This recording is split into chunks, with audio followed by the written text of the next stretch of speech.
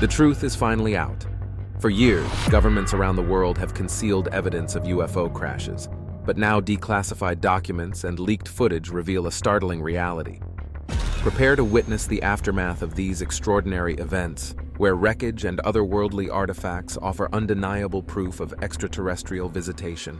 Starting off our list today, we have a 2018 UFO sighting that took place in the skies above North Carolina. Shout out to anyone watching from Elon University. In August of 2018, a man named Javion Hill claims to have spotted a UFO while driving home on US 74 just southwest of Charlotte. He described seeing lights in the clouds above him, shaped like a square. Immediately, he pulled out his phone and began snapping photos, which I have to admit are pretty convincing.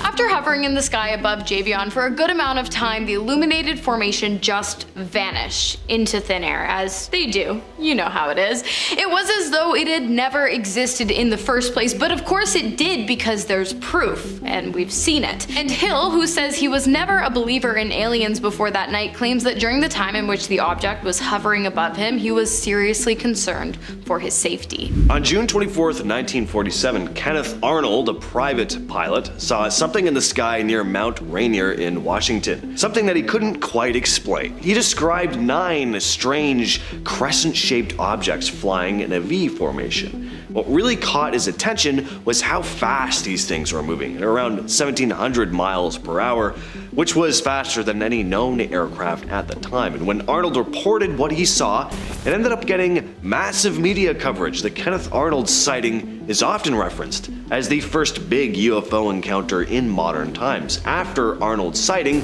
lots of other reports started coming in about strange things in the sky across the United States.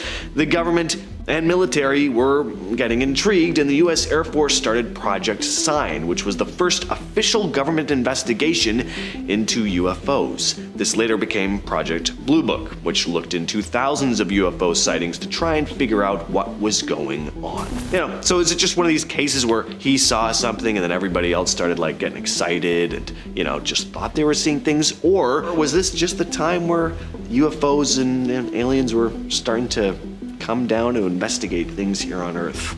Next up, we have 2 commercial pilots on different aircrafts claiming to have seen a mysterious flying object in the sky while flying above Arizona on February 24th of 2018. The first pilot to spot the UFO called into radio traffic control to ask if another plane had passed by him.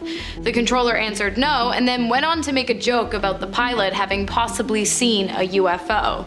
Ground control then contacted another pilot flying an American Airlines flight a little bit behind the first plane, and asked the pilot to inform the control center if an aircraft were to pass over the plane.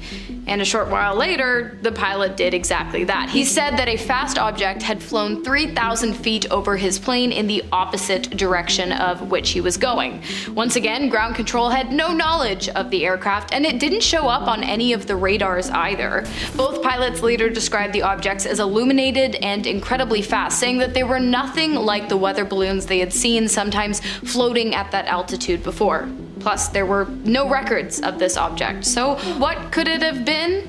Well, a UFO, duh. Lieutenant Colonel Richard French was the lead investigator of Project Blue Book in the 50s. His job was to investigate reports of UFOs and find any possible explanation for them. Of course, if there was none, it would be categorized as a genuine UFO. French had shot down a lot of UFO reports over the course of his career, but in 1952, he witnessed something himself, something he could only describe as a genuine alien encounter. He kept what he'd seen a secret for decades. It wasn't until 2013 that he testified before 6 former members of Congress in DC, describing an event that happened back in 1952. A number of residents off the coast of St. John's, Newfoundland, had reported spotting 2 unidentified flying objects. So French was tasked with heading over to Canada to basically debunk it. The UFOs had crashed into the water, and when Lieutenant Colonel French arrived, he saw this crowd of about 100 people, including some police,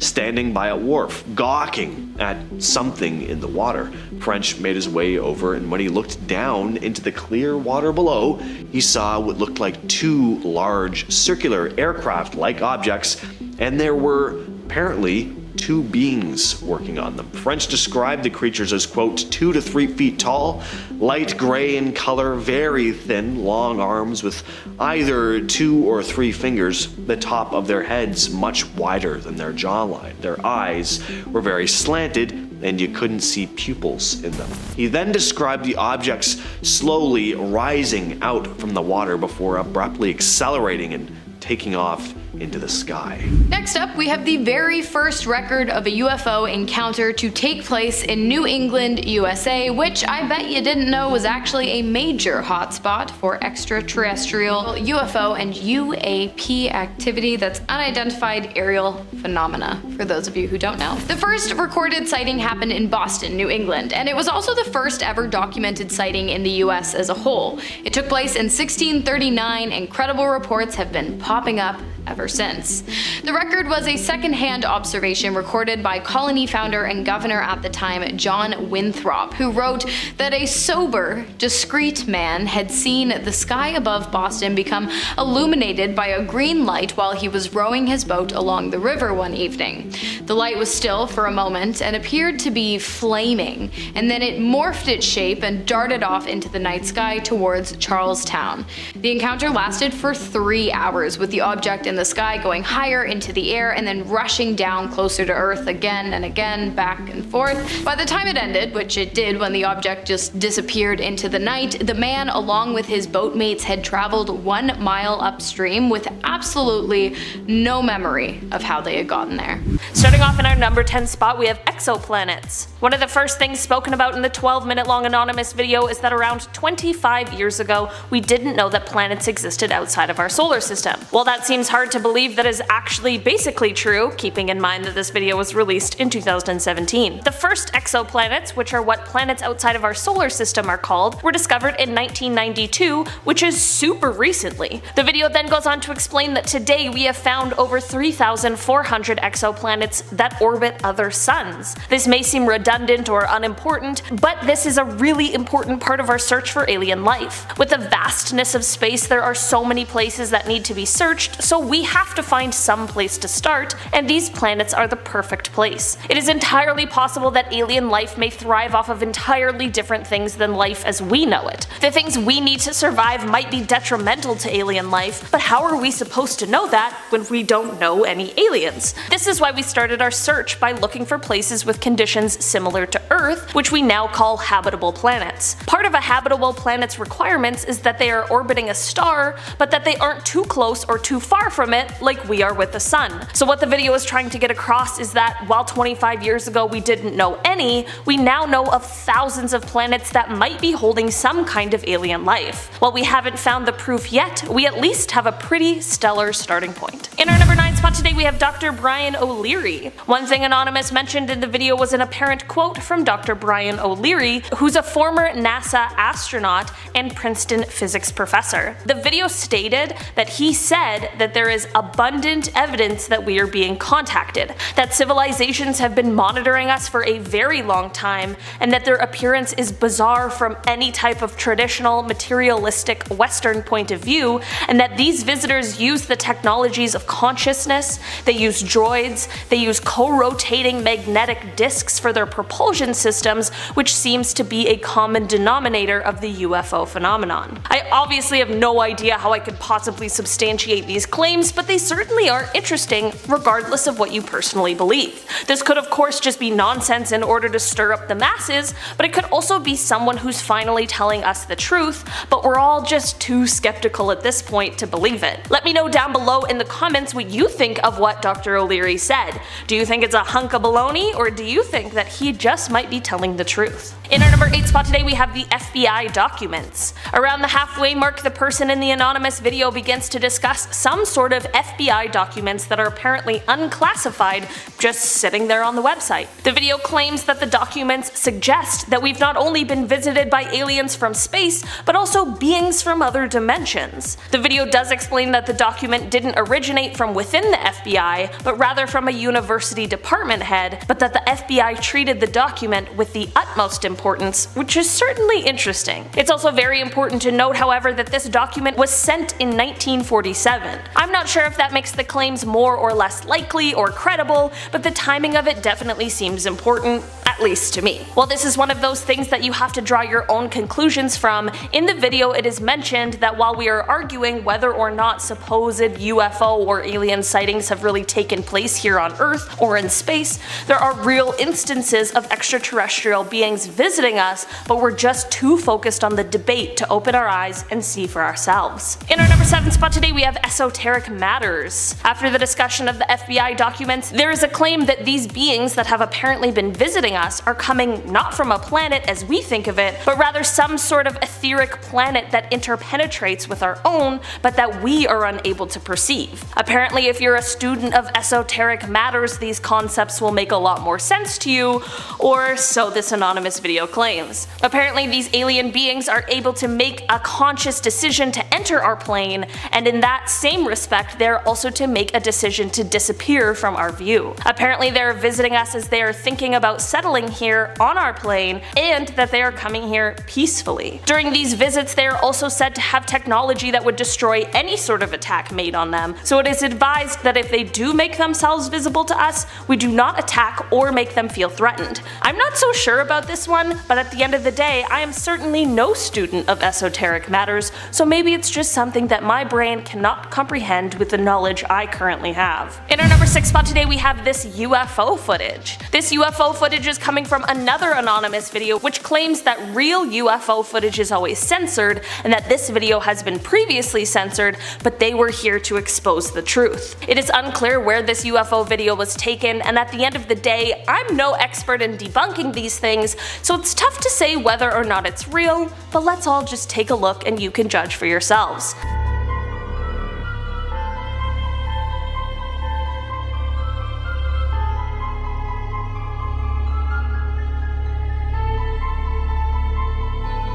I know that wasn't the most exciting video, but what do we think aliens are going to be doing if they really are visiting us? What do you guys think? Do you guys think that this video is really showing some sort of UFO? And if you do you think it's aliens or just some sort of secret project that we aren't privy to? This next one has to be the wildest alien encounter case in recent history. So in March of 2023, something strange went down in a small Bolivian village called Horania. It all started with reports of a mysterious green light hovering in the sky. People whipped out their phones to capture the event, having no idea what the hell they were looking at. But unlike a lot of your typical UFO cases, this one doesn't just end with people seeing something strange in the sky. Things get way weirder. So 2 days later, residents claimed to have seen tiny beings darting around the town at night. One villager, Rita Marquez, described them as little and almost like goblins. Some locals even claimed to have found one of these small creatures dead in a gutter one morning, only for its body to vanish soon after. So, a lot to unpack here. Strange lights, possible aircraft, little beings running around the streets at night, and even a mysterious disappearance of one of these dead creatures. I don't know what to make of this case. Whenever there's a whole bunch of witnesses like this, I find it very interesting though. Next up, we have Barney and Betty Hill's extraterrestrial encounter, which took place on September 19th of 1961 in Portsmouth, New Hampshire, where the couple claimed to have been abducted by aliens. The ordeal started when the pair saw a bright light in the sky around 10:30 p.m. while driving home after a night out. Betty asked Barney to stop the car so that they could get a better look. He did, and then pulled out a pair of binoculars. What they saw was a massive, oddly shaped spacecraft with multicolored lights. They tried to drive away, but the spaceship, which they believed to have been at least 40 feet long, followed them, getting closer and closer until it was hovering directly in front of the pair's car. Barney claims he was able to clearly make out 6 to 8 humanoid figures standing on the ship who instructed Barney and Betty not to move, but rather to just keep looking towards the ship. The next thing the pair remembered, they had driven 35 miles away from their destination with no recollection of doing so. They tried to write down as much as they could about the experience on their way home, but their memories quickly became fragmented. It wasn't until years later, under hypnosis, that the pair separately both recalled being taken onto the ship and then separated from one another and examined by the humanoid alien life forms. In the days after the incident, however, both Betty and Barney's watches stopped working, and Barney noticed tiny circles on the back of his truck, and when he put his compass near them, it went haywire.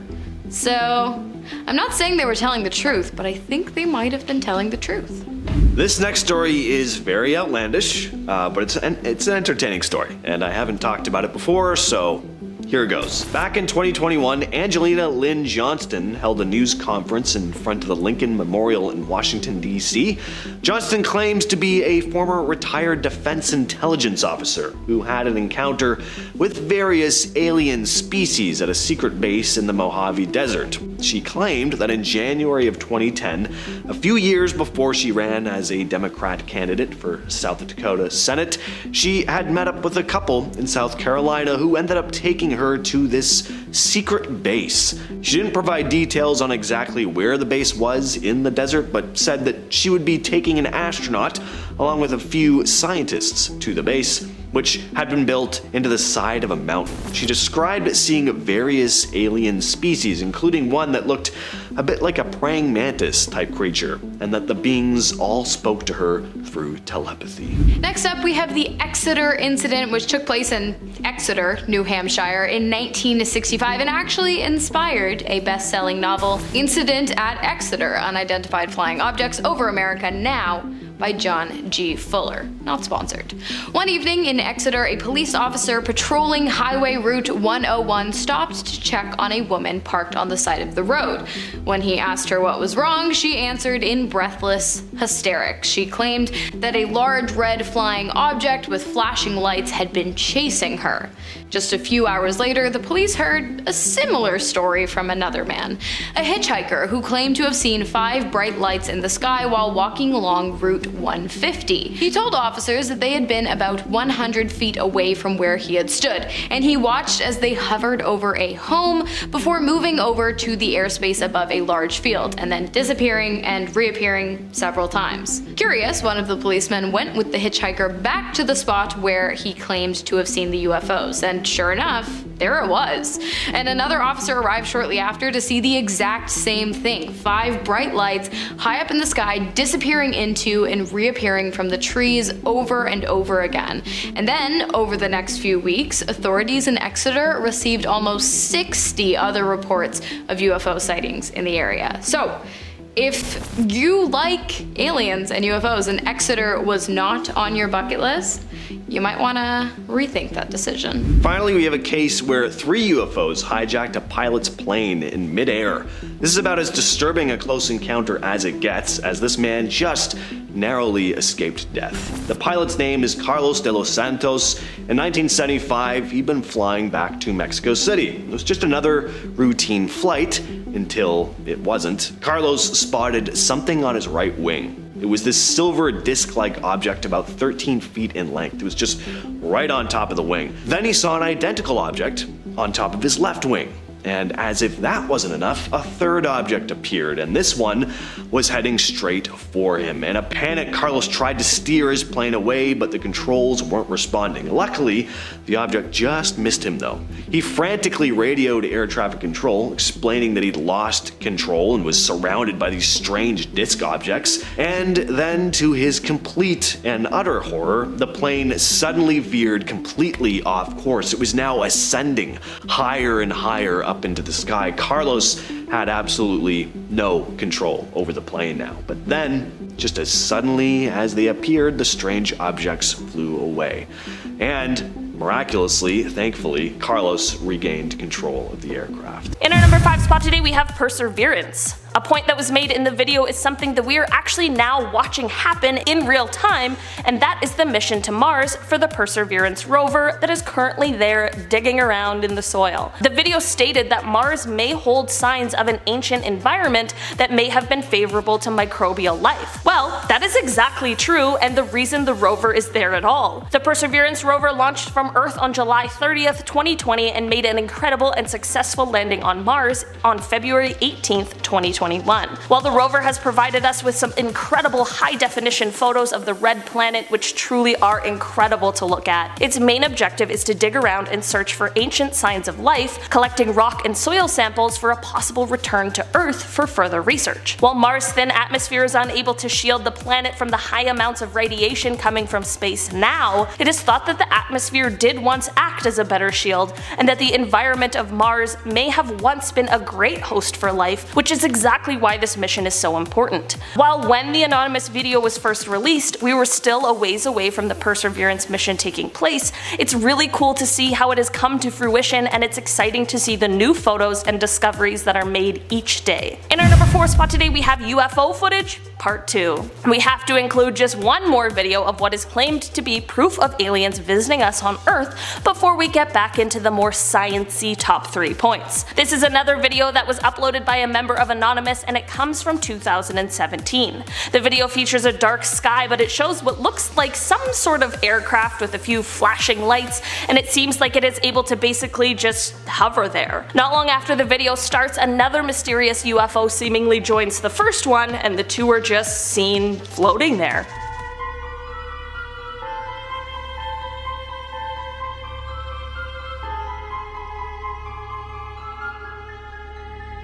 What do you guys think these could be? I obviously don't know what an alien aircraft would look like, so it's tough to say if this is a realistic example or not. All I know is that if this isn't someone playing a trick and they really saw this in the sky, I have no other possible explanations of what it could be. In our number 3 spot today we have TRAPPIST-1. Before I dive into this one, guys, please don't forget to hit the thumbs up button if you're enjoying the video so far. One of the things Anonymous mentioned in the video was a nearby star called TRAPPIST-1. The video didn't go into too much detail about this, but I'm here to do that now so we can all know what they were talking about. While TRAPPIST-1 is a star, the revelation that the video spoke about was that this star has an entire solar system of Earth-like planets. This discovery first came in 2017, and upon further research, in 2018 it was revealed that some of the planets just may harbor even more water than Earth does. Some of the planets are a little too close to the star, so the water is more atmospheric water vapor. The ones in the middle have liquid water, like us, and the furthest ones have ice. TRAPPIST-1 is now the most thoroughly known planetary system apart from ours, which is kinda cool. While the Anonymous video made it seem like there was a full-blown advanced alien civilization living in this solar system,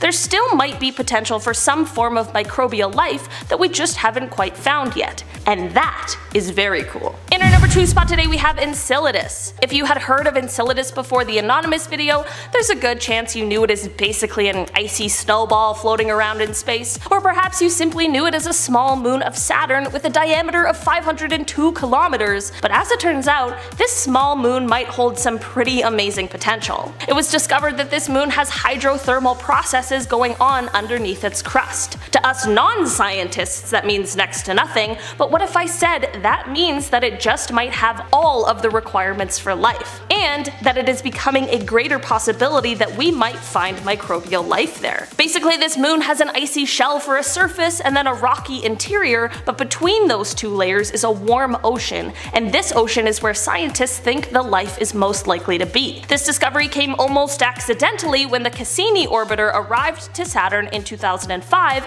and it found water plumes shooting out of the cracks in the surface of the moon, which made scientists realize that it just may be geologically active. Through more research and by flying the orbiter through the water, by the time 2015 rolled around, scientists knew that it was holding all of the keys to life. While this little moon was never the original focus of research, it quickly took over with its incredibly exciting potential. In our number 1 spot today we have Europa. We've got another moon to talk about that was mentioned in the video that also just might be holding the keys to us finding alien life, but this time we're taking it over to Jupiter Jupiter and its icy moon Europa. Europa has been a point of interest for a while after NASA's Galileo Jupiter probe in the 1990s revealed an unusually warm spot in Europa's cold surface. In March of 2014, the Hubble telescope detected what scientists thought might be a plume of water vapor, but the caution turned to cautious excitement and optimism in February of 2016 when the telescope caught another, much larger plume in the same spot. This has led to the creation of the Europa Clipper mission. While this mission doesn't yet have a set date, it will see an orbiter flying to Europa to fly through these plumes in an attempt to see what they are made out of, similar to the one we just talked about, to see if it really is holding the key to life, or maybe even life itself. One of the scientists on the Clipper mission, Robert Pappalardo, explained that if there is life on Europa, it almost certainly was completely independent from the origin of life on Earth. That would mean the origin of life must be pretty easy throughout the galaxy and beyond. The first image is a screen grab from a video filmed by a US Marine officer on the 20th of April in 2021 on a military base in 29 Palms, California. After the release of the photograph, multiple Marines came forward to confirm the existence of an aircraft, saying that while the photo showcases only the triangle-shaped formation of bright lights, in person the men were able to make out the black body of the aircraft as well. The unidentified flying object is said to have hovered for 10 minutes in the air before it suddenly vanished without any trace. The men were able to rule out flares for being the cause of the mysterious lights, but were never able to figure out exactly what they saw that night. However, it appears the footage has not been taken lightly, as the Pentagon has started an investigation into just what exactly was seen on the night of April 20th of 2021 in the skies above the 29 Palms military base. Next up, we have a series of photographs taken by cosmonaut Ivan Vanger in August of 2020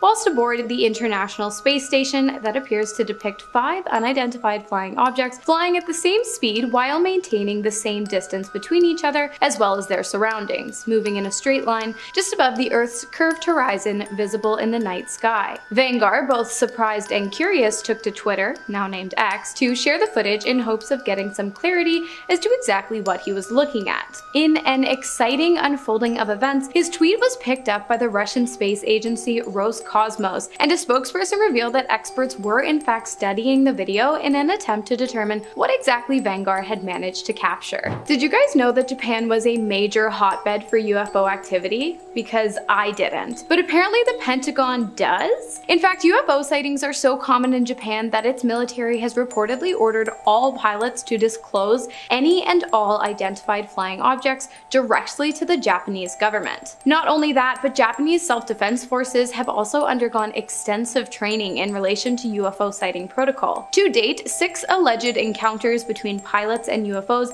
have been reported to the Japanese government, one of which was recorded, and depicts 10 white circular balls flying through the skies of Osaka in Japan. While the government has yet to publicly comment on any of the incidents, the update of self-defense protocol alone is pretty telling. The next image was shared by a pretty reputable source, National Geographic. The image was captured by Sergio Loaiza on September 4th of 1971 during an aerial survey of Lake Cote. Everything seemed pretty normal until the photos were taken back to Loaiza's development lab, where he noticed something very strange. A metallic flying aircraft, estimated to have a diameter of 160 feet, was located in the corner of one of the photographs. When he presented the photos to his superiors at the National Geographic Institute, they shut him down quick, forbidding Sergio as well as his colleagues from sharing any information of what they had seen that day. In 1979, however, the photograph was leaked, and the object that appeared in the image was officially classified as an unidentified flying object. In 2021, the existence of the object was again confirmed after the original copy of the photograph was scanned, and it was revealed that the UFO's presence was more than just a scratch on the lens or a piece of dust in the wind. So what do you think it was? Let us know in the comments. The Sumerian people, the earliest known civilization who lived in ancient Sumer in Mesopotamia, are incredibly fascinating and confusing. It is believed that the civilization resided in Sumer, which is now southern Iraq, sometime between 4500 and 4000 BC, after arriving from the south, having traveled through the Persian Gulf. Early settlers were experts in farming, raising cattle, weaving textiles, carpentry, pottery, and even brewing beer. By the year 3000 BC, the population had become become incredibly advanced, building massive pyramid-like structures long before the ancient Egyptians. And by 2800 BC, the civilization reached its peak population, somewhere between 40 to 80,000 people living within the city's 6 miles of definitive walls. It is believed that the Sumerian civilization invented pyramids, the wheel, script, arithmetic, geometry, irrigation, saws and other tools, candles, chariots, harpoons, and beer. It is also believed by some that the reason this civilization was so advanced is because of their interactions with aliens. Interactions many claim to be depicted in the Summer's Triumph tapestry, which was created in 1538 in the Flemish region of Belgium. If you look closely, you can see what appear to be UFOs depicted in the skies above the Sumerian people. Coincidence? Perhaps, or maybe something else entirely. If it is true that the ancient Sumerians got help from extraterrestrial beings, it is safe to say that not only did aliens alter our reality, they actually had a hand in creating it entirely, as the ancient Sumerians are often credited with creating the building blocks that shaped modern society as we know it today. This has become a pretty famous photograph. The strange figure in the photo has been dubbed the Ilkley Moor creature. On December 1st, 1987, a former police officer going by the pseudonym Philip Spencer was on a morning walk in Ilkley Moor in West Yorkshire, England, when he spotted a strange creature standing on a hillside next to the road. He'd managed to snap a picture of it before it ran off. Spencer chased after it, but it disappeared into the brush. It was then that he witnessed a large disc-like object fly into the sky. It made a loud humming noise, almost like a helicopter. Whatever this thing was, though, it wasn't a chopper. It was whitish in color and consisted of 2 saucer shapes stacked on top of one another and took off at an incredible speed. Spencer headed back home and was horrified to realize that nearly 3 hours had gone by that were completely unaccounted for.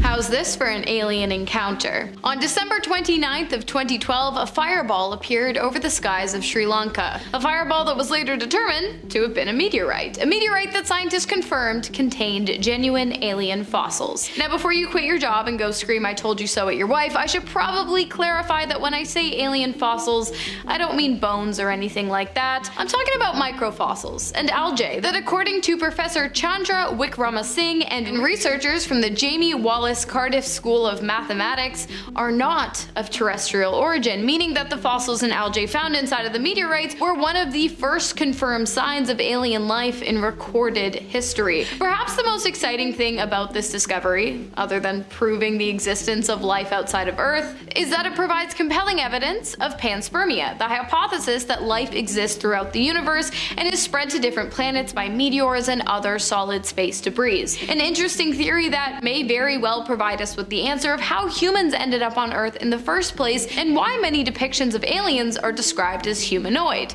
I mean, if we all evolved from the same thing, it makes sense that we would kind of look alike, right? On the morning of March 30th, 1988, Helen Thomas and her mom Carol set out for their usual walk to work at the local mill. They took the same route they always did, but on this particular morning, things would take a strange turn. Out of nowhere, they heard a low humming sound above them. Before they could make sense of it, a super bright light beamed down, blinding them completely. When the light finally vanished, Helen and Carol found themselves feeling dizzy and nauseous, and Helen's leather jacket was soaking wet, but the ground around them was completely dry. They were pretty shaken, but continued on to work anyway. When they arrived, though, the security guard told them they were hours late. In the days that followed, both women started developing blisters and rashes. It wasn't until years later that they reached out to Tony Dodd, a well-known UFO researcher. Under hypnosis, they revealed some unsettling details. They remembered being in a bright room, lying on tables with a weird net-like material holding them down as strange creatures with big heads and dark eyes performed bizarre experiments on them, even taking eggs from their bodies with a thin tube. One odd memory stood out as well. One of the aliens seemed fascinated by Helen's leather jacket, rubbing it on his face and hands until it was soaking wet.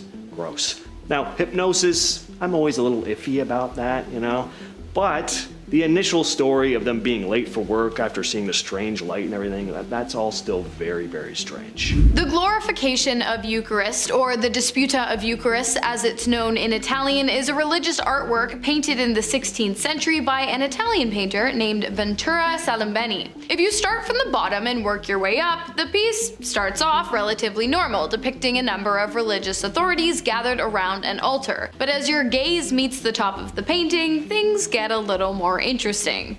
The Holy Trinity, God the Father, Jesus the Son, and the Holy Spirit, represented by a white dove, are shown sitting in the clouds, which would be all good and well and by the Holy Book if it weren't for the fact that it appears as though Jesus and God are being separated by some kind of large, spheric, metallic, ancient space satellite with telescopic antennas, a light at the top center, and a dial on the bottom left. While the depiction of the satellite has been highly debated, with many religious experts claiming that the orb is a representation of the universe, the light and dial the sun and moon, and the antennas scepter wands, many others claim that the glorification of the Eucharist is in fact proof of alien life and their influence on humanity. Or at the very least, this painting could prove the existence of time travel. Next up, we have footage that comes to us straight from the declassifieds. Remember how I told you at the beginning of the video that the government quite literally copped to the fact that they have been hiding the existence of UFOs for years? Well, they did, and they came with receipts. On the 15th of January in 2023, while surveilling an MQ-9 Reaper aircraft, an unidentified aerial presence was captured moving at speeds unreachable by any of Earth's modern-day technological advances. Not only this, but as the object whizzed through the field of view of the camera lens, it appeared to leave behind an atmospheric wake before disappearing completely into the sky. Guys, if you have any, please leave your UFO and alien stories in the comments. I would love to hear about your experiences with any of these kind of things. Next up, we have arguably the most beautiful alien assuming photograph I have ever seen. The photo was taken in 2004 by a retired Royal Air Force officer while on vacation in Sri Lanka. The sight was described as some kind of colorful giant donut in the sky with hues of oranges, pinks, purples, and whites. After its capture, the photograph was turned into the Royal Air Force Flying Dales base in North Yorkshire in England, where it became a classified document held by the Ministry of Defense. The image has since been declassified, of course, and is now available for public viewing, but there is still a lot of mystery surrounding the photo as well as the photographer, as his identity, along with any other information regarding the incident, is pretty much non-existent. I mean, come on, it's a giant glowing light in the sky. You're really telling me no one else saw this and that there's no other information out there other than the fact that the photo exists? Oh yeah, and not only that, but it was deemed classified by the British Ministry of Defense, so I'm thinking there's something else going on here. Okay, I bet you didn't know that another major hotbed for extraterrestrial, UFO, and unidentified aerial phenomenon activity was Brazil. I mean, I did, but maybe you didn't. In fact, this kind of thing is so popular in Brazil that they have an annual day of recognition for these sightings known as the Night of the UFO, which came to be after a major event took place in 1986. On the night of May 19th, a series of unidentified flying objects were seen in the skies of Brazil, and even more non-visual objects were detected via radar across the skies of 4 Brazilian states. Of course, at this time, any and all knowledge the government had on the event was extremely classified. In May of 2012, however, Brazil's Freedom of Information Act went into place, after which the public demanded the release of all the documents relating to the incident. The government complied, and not only released written documents of the events, but also a series of photographs depicting strange activity within the skies above Brazil. Although the images of what appeared to be nothing more than squiggles and clouds of smoke didn't provide much clarity, a statement made by the Minister of Aeronautics did. He said, "This command is of the opinion that the phenomena are solid and reflect, in a certain way, intelligence, due to the ability to follow and maintain a distance from observers, as well as to fly information." After this statement was made, the Brazilian government has still not been able to confirm exactly what took place the night of the UFOs was born. Next, we have a photo taken in 1990 by two Scottish chefs who were working in a hotel near the area in which the photograph was taken. After a long day of work, it appears the two men had decided to take a hike in an attempt to blow off some steam. While this walk wouldn't end up being incredibly relaxing, it would be wildly exciting, as not long after the two men had set off on their journey along the Calvine Scottish countryside, they noticed something hovering above them in the sky. The object was not one that either of the men could identify, and so they pulled out their cameras in an attempt to document the 100-foot flying aircraft instead. The photos, which have been analyzed and show no signs of manipulation, capture the object being circled by a jet plane. They thought the incident was incredibly strange and even newsworthy, so the two turned the footage over to the local newspaper for publication, but the images were seized by the British Ministry of Defence and were never released. Until 32 years later, that is, by David Clark, who, unbeknownst to the ministry, had kept a photocopy of one of the original images. The identity of the two men was never revealed, nor did they ever come forward to share their story after the images had been seized by the ministry, begging the question of what exactly they saw and what exactly the government was trying to cover up. A photograph taken of an unidentified aircraft lit up by military spotlights in Los Angeles, California, is next on the list. The photograph, which documents an event so big it later became referred to as the Battle of Los Angeles or the Great Los Angeles Air Raid, was taken on February 23rd of 1942, just 2 months after the attack on Pearl Harbor. On the night the photo was taken, all of Los Angeles was under blackout, as directed by the US military. While the lights on the ground had been turned off, the sky above had been lit up by a myriad of strange objects. The military opened fire, and onlookers stood absolutely stunned as 1,400 rounds of ammunition appeared to have no effect on the unidentified flying object. Smoke filled the sky, and when it cleared, not a single craft was to be found in the sky or on the ground. Shrapnel that appeared to have ricocheted off the target resulted in the death of 5 civilians. Furthermore, 3 were killed in car accidents due to the chaos of the event, and 2 more of heart attacks due to the stress of the 2-hour-long attack. And finally, we have a handful of screen grabs from a video taken by Lieutenant Commander Alex Dietrich whilst flying an 18F Super Hornet fighter jet over the Pacific Ocean near San Diego during a training mission for the United States Navy. The footage, taken in November of 2004, was captured after Dietrich was asked to investigate a suspicious object that had been seen dropping from 80,000 feet down to the surface of the ocean and then vanishing. When Alex and their colleague arrived on the scene, the ocean's surface, where the object had been reported, appeared as though it was boiling. Moments after arriving to investigate, a strange, elongated white object came into view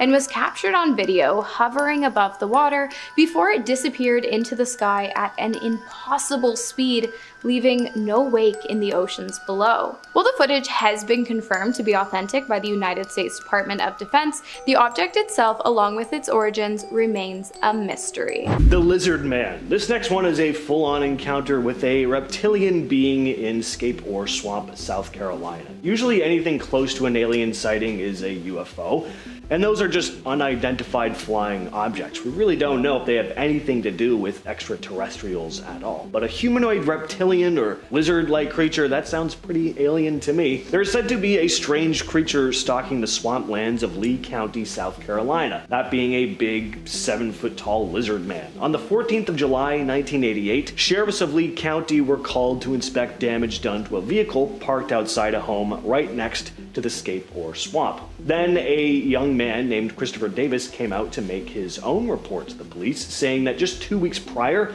his car had also been damaged, only he'd actually seen the person, or rather the thing, that was responsible. Christopher described an encounter with a massive 7-foot-tall creature with 3 fingers per hand, red eyes, and green, wet, scaly skin. He'd been driving home from work one night when he got a flat tire.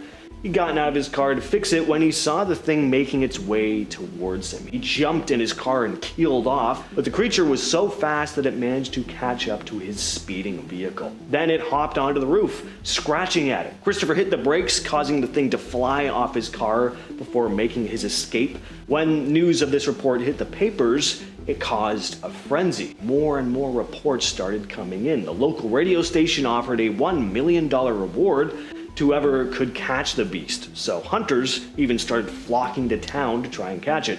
But reports began to die down by the end of the summer, and local sheriffs began writing off the supposed encounters as, get this, bear sightings, because if there are two things that look so eerily similar, it's definitely a furry bear and a big green scaly lizard monster with red eyes and no hair to speak of. In 2008, a strange piece of machinery was discovered in a mine in Vladivostok, Russia. It looked like a piece of tooth wheel, kind of like what you would see on modern-day gear-operated machinery. The object had been found embedded in a piece of coal. The man who discovered the object became curious about its origin, and so he showed it to a group of scientists who determined it to be 1. Man-made, constructed out of almost pure aluminum, and 2.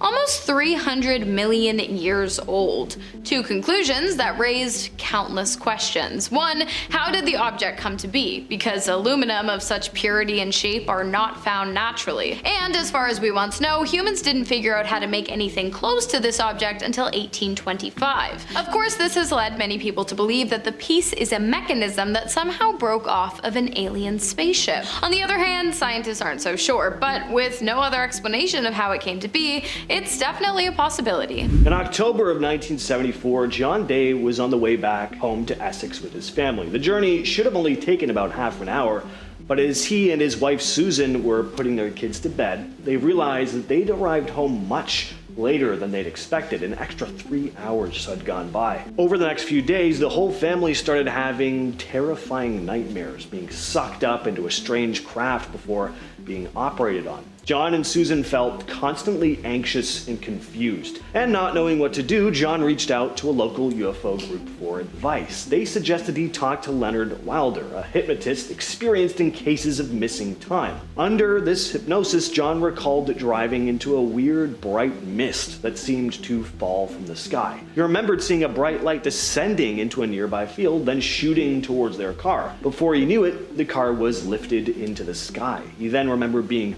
poked by sharp instruments. He also described the spaceship having furniture that was molded into the walls with no seams or joins.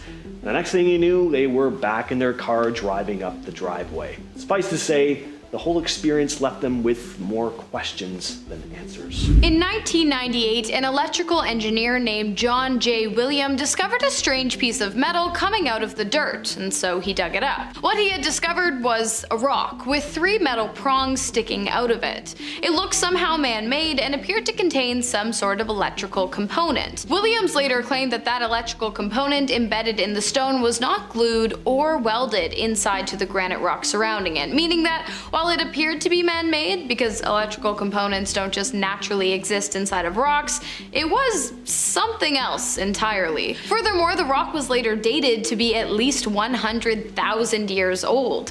Fast forward to today, and Williams is open to having others research the strange discovery, but he does have a few conditions. 1, he must be present for whatever discovery is made, and 2, the rock must remain unharmed. Even with these parameters, you would think that by using modern-day tools and technology, we would have been able to get an answer as to what exactly the rock is by now, but no such discovery has been made, leading people to believe that the object must not have originated on Earth and is therefore proof of ancient extraterrestrial presence on our planet. It's possible.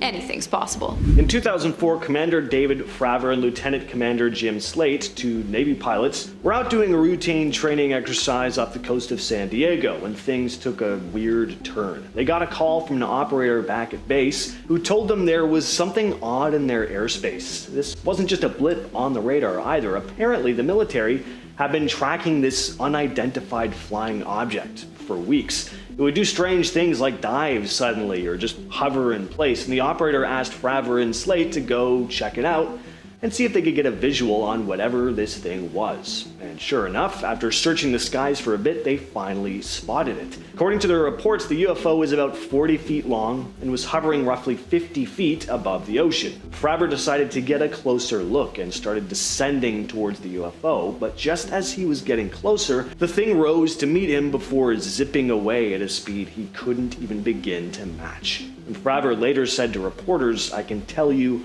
I think it was not from this world. According to the Pentagon, the project never actually went ahead due to the fact that the government was unable to collect any kind of otherworldly spacecrafts. Sure. The document showed that the budget for the program was to be 12 to 15 million in the first year, 25 million in the second, and upwards of 50 million US dollars in the third. And the purpose of the project was to ensure national security by accessing and assessing the advanced technology and determining its threat capabilities. Furthermore, the document stated that another drive for the program was the United States' fear that either China or Russia had possibly already been able to reverse engineer these kind of technologies. Despite all of the information released to the public meticulously outlining the project, Homeland Security stands firm on their claim that the program never actually went ahead because it was never actually approved. Personally, I'm not buying it. It sounds more like a foreign enemy was getting too close to uncovering the mission, and so the government released a bogus declassified statement saying that while there was a project, it never actually went ahead, in order to throw them off the scent. If you agree, consider giving this video a thumbs up.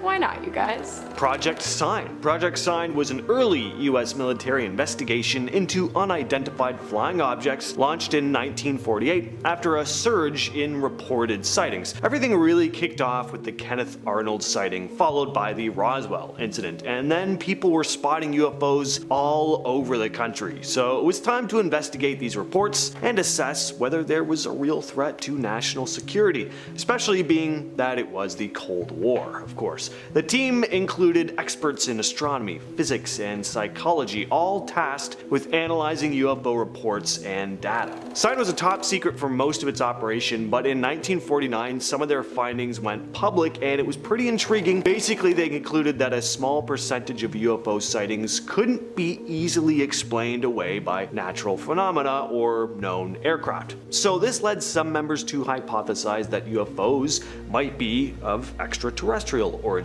But right around this time, the project was shut down by General Hoyt Vandenberg, Chief of Staff of the Air Force. It was then replaced by Project Grudge, with a slightly different goal, but more on that in a bit. First, let's kick it over to a joint effort between the National Security Agency of the United States, aka the NSA, and the British intelligence agencies dedicated to training super soldiers in charge of UFO retrieval and security lockdown operations. I have to say, my interest is piqued. Project Mannequin, as it's called, was revealed to the public back in the 2000s by several whistleblowers who claim to have been a part of the project at one point or another. Now, while super soldiers in charge of subduing alien threats does sound pretty cool, unfortunately the recruitment process sounds pretty dark. Apparently agents don't just join the team of their own accord, instead hand over their offspring to the government at a young age for some kind of crazy undisclosed amount of money.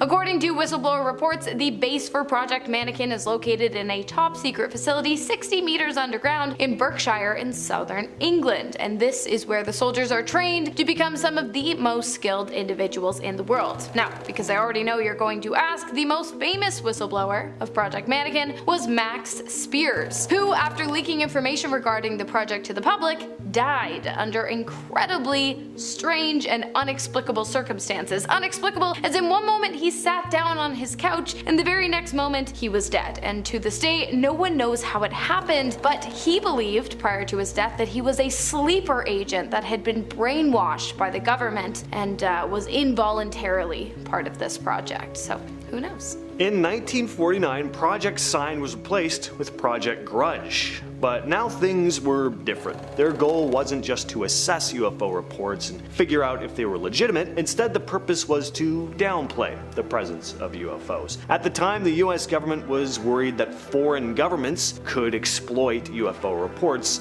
basically causing panic in the public. So Grudge shifted its focus from scientific investigation to straight up debunking UFO reports and reassuring the public that there was nothing extraordinary about the sightings, even when there actually was. J. Allen Hynek, a famous American astronomer, professor, and UFOologist, took issue with Grudge, claiming that it was, quote, less science and more of a public relations campaign, which it was, at least on the surface. Just because they were telling the public UFO sightings were nothing more than balloons, meteors, or optical illusions doesn't mean they were doing research behind the scenes that they felt it best to cover up.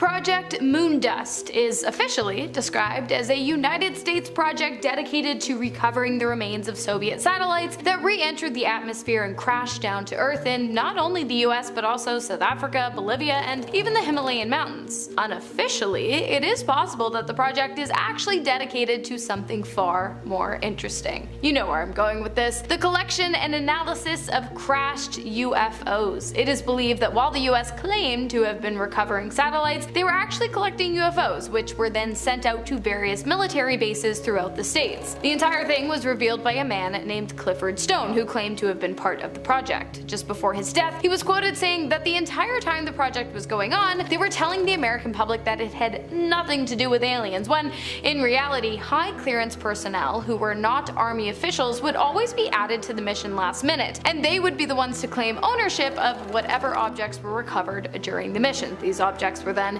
sent out for testing, analysis, and reverse engineering. And we're going to start things off with Point Dume underwater base. So off the coast of Point Dume in Malibu, there seems to be this mysterious structure lying about 6 miles underwater. Images captured on Google Earth show an oval-shaped object resting on the seabed floor. Looks like it has a large flat top and what seems to be pillars or columns. But looking at it, it definitely looks like the entrance to something. It sits about 2,000 feet beneath the ocean surface, spanning nearly 3 miles in width, and some speculate that it could be more than just a naturally formed structure. And yes, some even think it could be an underwater alien base. Jimmy Church, who hosts a California-based radio show called Fade to Black, was pretty excited about the images, stating, "My first impression was that it was Greek. It looked artificial and didn't look natural. When you're looking at it from above, it's a nearly perfect oval shape.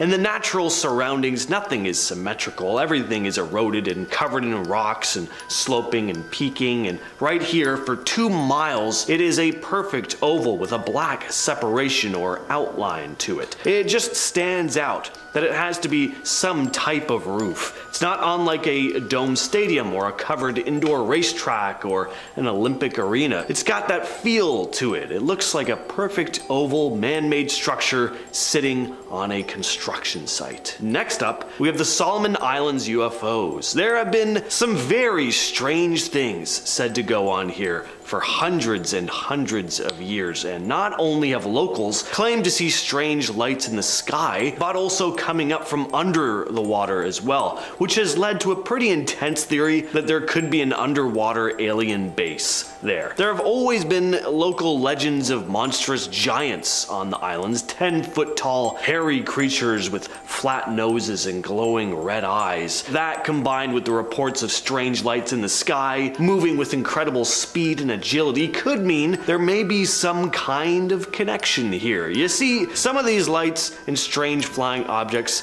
have been seen descending down into the trees of the Guadalcanal or rising up from the ocean and zipping around before diving back down. There are also legends that these giants that are said to live on the island move around through subterranean tunnels. So some speculate that beneath the surface of the ocean is this hidden structure where extraterrestrial beings may be conducting their activities. Next up, we have Hy Brasil, a small mythological island off the coast of Ireland. According to Celtic folklore, this island is said to lie off the west coast of the country, appearing only every 7 years, usually surrounded by mist. The island is often described as a paradise with advanced technology and a society living in total harmony with nature. Sailors and explorers have reported spotting the island for centuries, claiming to have seen strange creatures and these glowing god-like beings there. Maps from the 14th to the 19th centuries often included Hy Brasil, but its exact location was always a bit of a mystery. Now, of course, it sounds like complete folklore, which Celtic culture is absolutely full of, but what if there's something else going on here? Well, some have suggested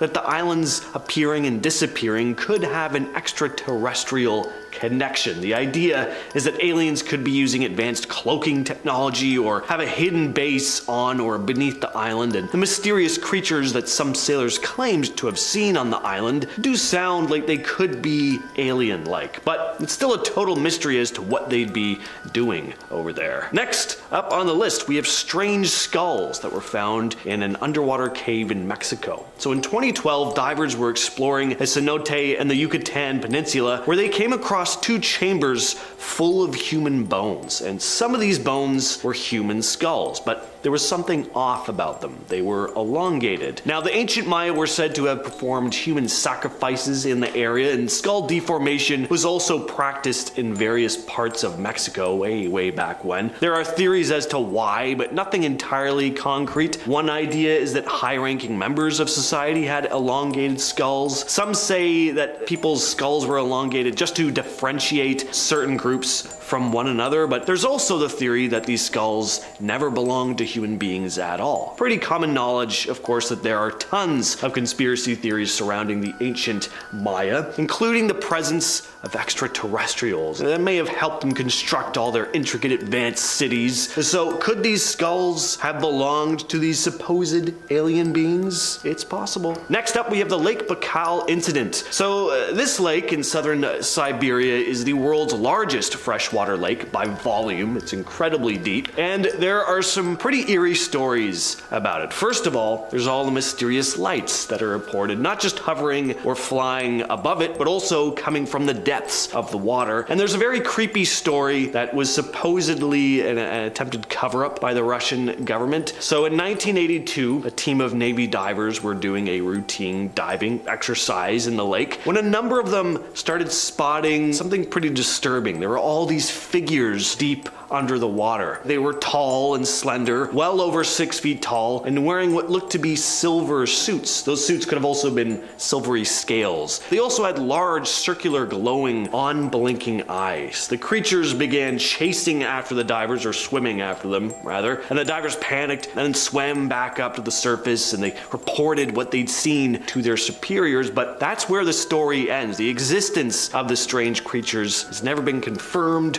or denied. Next up, we have underwater alien bases in Alaska. So claims of alleged alien bases lurking beneath the waters off the coast of Alaska have been around for quite a while, but in recent years, the idea of them has become more of a popular thing, mostly thanks to ancient aliens. Thank you, ancient aliens. But apparently, there are even eyewitness accounts dating back several decades, which have been mostly undisclosed until recently. UFOologists and UFO enthusiasts have now been turning their attention to the mysterious activities in the waters of Alaska. One incident dates back to 1945, when crew members of a ship reported spotting an unidentified craft. Researchers, including members of MUFON, or the Mutual UFO Network, which is a non-profit organization that studies reported UFO sightings, they think it's possible that extraterrestrial beings have been constructing bases beneath the ocean's surface, and that's because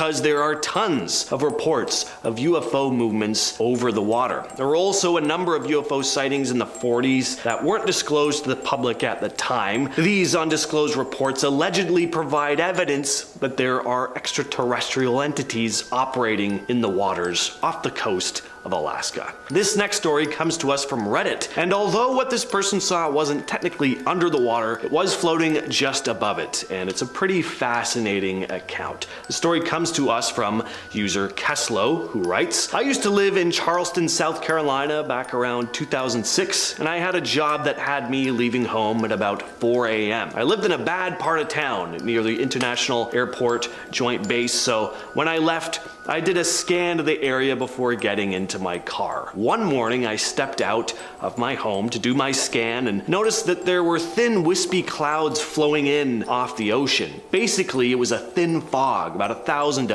1,500 feet up, moving like a river. I also noticed at this point that there were two effing moons. One is obscured by the thin clouds, our real moon, and the other is most definitely under the clouds. It was a sphere of glowing white light. It made no sound and did not move. After about 2 minutes, it bolted eastward towards the ocean. The glowing light faded quickly right as it took off as well. I've seen planes move near the speed of sound, and this thing went from 0 to like 3,000 miles per hour instantly. No acceleration. Much faster than the speed of sound with no sonic boom. I hope I don't see it again, especially on the water. I always wondered if it bolted because they saw me watching them. Project Magnet was Canada's government investigation into UFOs. It was launched in December of 1950 by Wilbert B. Smith, a senior radio engineer with the Canadian Department of Transport. Smith had a personal interest in UFOs and believed that they could be scientifically studied. So the main goal of the project was to attempt to figure out what these UFOs were, and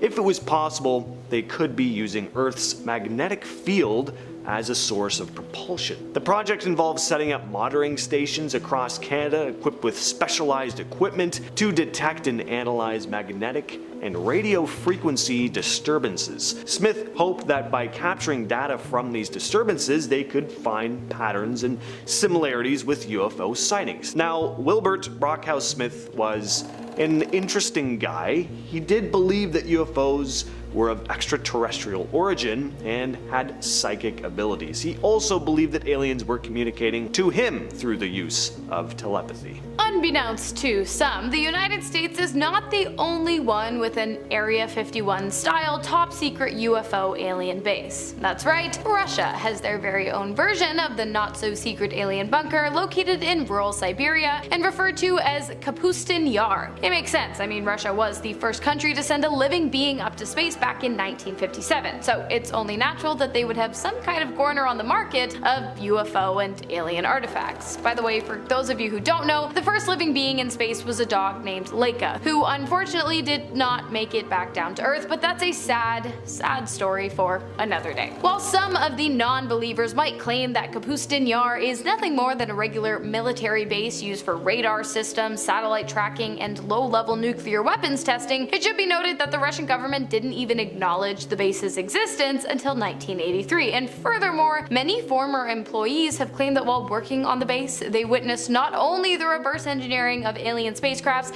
but actual alien autopsies as well. And personally, I feel like this whole nuclear weapons testing thing has become such a popular way for secret military bases to keep people from getting too close. I mean, really, name a better deterrent than radiation poisoning. Don't get me wrong, I'd love to know if aliens exist as much as the next guy, but nothing is worth that. It's awful. Don't Google it. Antarctica, yes, all of it. Antarctica has gained quite a reputation for being a hotspot for UFO sightings and theories about secret government bases dedicated to studying them. It's remote, inhospitable, makes for an ideal cover for secretive activities. Nobody really wants to go to Antarctica. It's desolate, the weather sucks. So not only would most people veer clear of it anyway, but makes it very difficult for ordinary people to access, allowing secretive operations to take place in secrecy. Some conspiracy theorists have pointed out images with unusual formations in the ice taken with satellites, which some people think could be entrances to underground military facilities and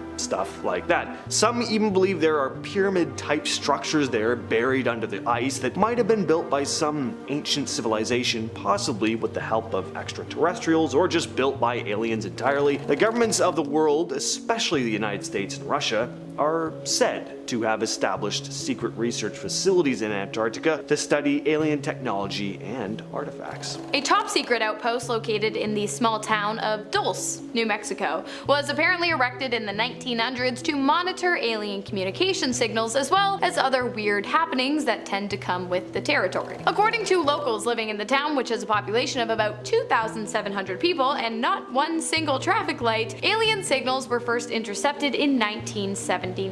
The following year, something strange happened. The bodies of dead animals began turning up all over town, mutilated in ways that one could not or would not want to explain. I will not be explaining because this is YouTube, not the dark web. In the years that followed, individuals who claimed to have been associated with the base, nicknamed the Dulce Alien Center, started coming forward. One man claimed to have helped build the facility and to even have witnessed a full-on battle between humans and alien beings. After that, UFO sightings in the town skyrocketed, probably because people now knew what to look for. Fast forward to today, and reports of UFO sightings are still pretty common in the small town of Dulce, as well as reports reports of top secret military projects, despite the fact that the government insists it has a total of 0 bases in the area. But who's buying that? Majestic 12, often referred to simply as MJ12, is at the heart of pretty much everything we've talked about on this list. The organization is basically the king of government alien cover-up conspiracies. The story goes that in 1947, following the Roswell incident, where a supposed UFO crash occurred, President Truman established Majestic 12 as a secret committee of scientists, military leaders, and government officials whose mission was to investigate and cover up evidence of extraterrestrials. According to conspiracy theorists, MJ12's members included figures from the military, the scientific community, who would manage recovered alien technology, study it, possibly even operate on aliens. Documents about MJ12 allegedly leaked in 1985. UFOologists William Moore and Stanton Friedman claimed they'd been pointed to them by an anonymous whistleblower. One of the most disturbing chapters in the lore of MJ12, though, is their possible involvement in the assassination of President John F. Kennedy. Why? In order to prevent him from disclosing classified information about UFOs and aliens. We have a whole video on MJ12, so check that one out after this one. Next up, we have the strange reports of a large disc-like object being spotted in the Indian Ocean. Apparently, as far back as 1873, ships sailing the Indian Ocean from the Persian Gulf to the South China Sea have reported spotting a massive mile-wide disc passing beneath their boats, accompanied by large, rotating lights. One of the earliest documented sightings happened on March 23rd of 1873, when the ship Adelaide traversed the South China Sea. Witnesses reported floating over a huge, glowing circular object beneath the ocean's surface. On May 15th, 1879, the crew of the HMS Vulture described the sighting of 2 large Ferris wheels spinning in opposite directions. The spokes of these wheels were reported to be 25 feet wide, with 100 feet of space between them. There have been tons of these reports in various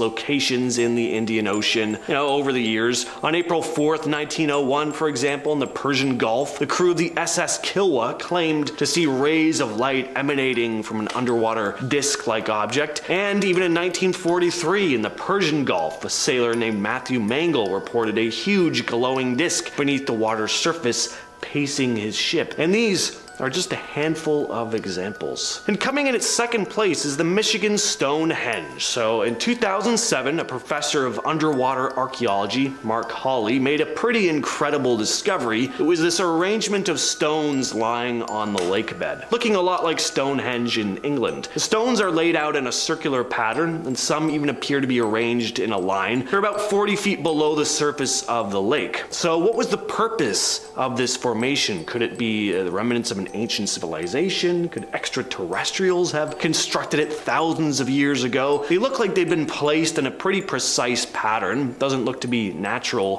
forming to me. And of course, there's also a rock with a mastodon carved into it. Hard to believe something like that would be created naturally. What's also really fascinating is that these stones are believed to be about 9,000 years old, predating Stonehenge by about 4,000 years. And finally, it's only natural that we finish things off with what has to be the most famous strange object discovered deep beneath the sea, the Baltic Sea anomaly. So back in the summer of 2011, a team of Swedish treasure hunters didn't come across any treasure in terms of monetary gain anyway, but they did find something pretty cool, a sonar image that seems to show a strange UFO-like object on the sea floor. Peter Lindbergh, the leader of the treasure hunting team, would be so awesome just to be able to say you're the leader of a treasure hunting team. I could say that and I'd just be digging through my backyard, finding nothing. But this guy actually goes out on boats and submarines and does it. How did he get that job? Anyway, he's the leader of Ocean X and was pretty astonished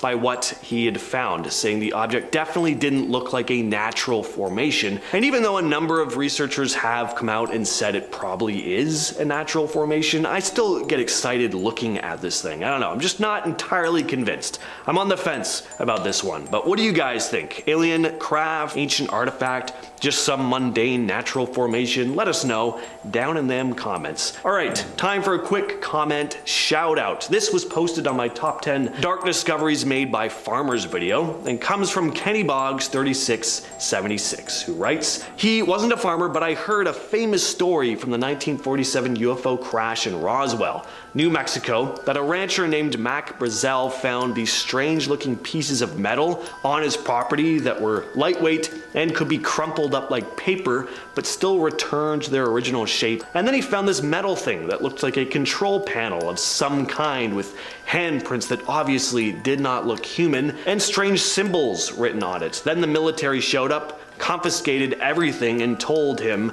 not to mention this to anyone." That is a really cool story. Loving you guys post stories you find in those comments. With all that said, I've been your host James, and I'll catch you, yes you specifically, in the next video. Want to see more videos like this one? Check out this video next. It's about urban legends and the research we conducted personally on it. We found out something interesting that will be sure to scare you guys. Click the video now to find out more. See you in the next video.